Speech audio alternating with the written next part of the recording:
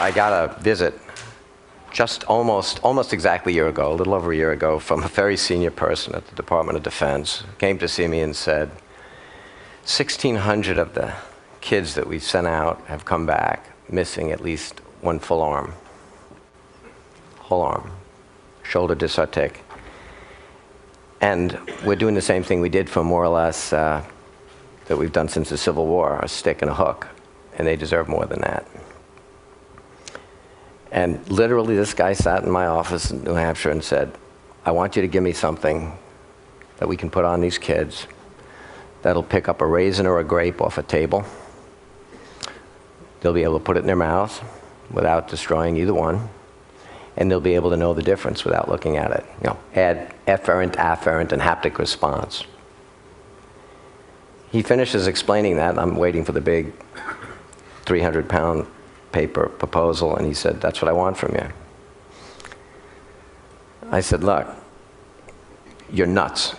That technology is just not available right now, and it can't be done. Not in an envelope of a human arm, with 21 degrees of freedom from your shoulder to your fingertips. He said, about 24 of these 1,600 kids have come back bilateral.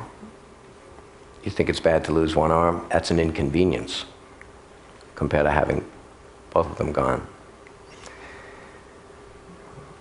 I got a day job, and my nights and weekends are already filled up with things like, let's supply water to the world and power to the world and educate all the kids, which, Chris, I will not talk about. I don't need another mission.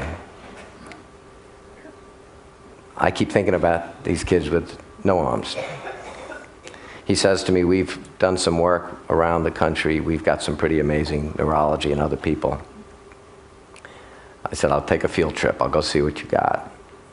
Over the next month, I visited lots of places, some out here around the country, found the best of the best. I went down to Washington. I saw these guys and said, I did what you asked me. I looked at what's out there. I still think you're nuts, but not as nuts as I thought. I put a team together a little over 13 months ago. It got up to 20 some odd people. We said, we're going to build a device that does what he wants. We have 14 out of the 21 degrees of freedom. You don't need the ones in the last two fingers. We put this thing together. A couple of weeks ago, we took it down to Walter Reed, which is unfortunately more in the news these days. We showed it to a bunch of guys. One guy who described himself as being lucky because he lost his left arm, and he's a righty. He sat at a table with 7 or 8 of these other guys, said he was lucky because he had his good arm, and then he pushed himself back from the table. He had no legs. These kids have attitudes that you just can't believe.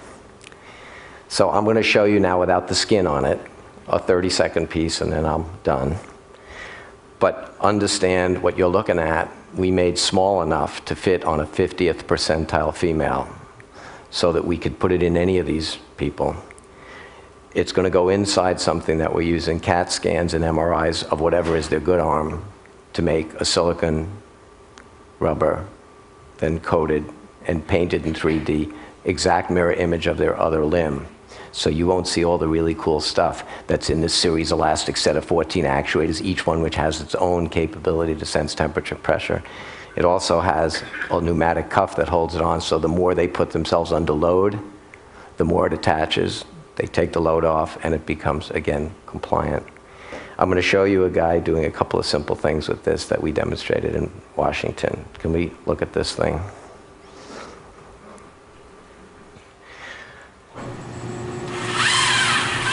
Watch the fingers grab. The thumb comes up. Wrist.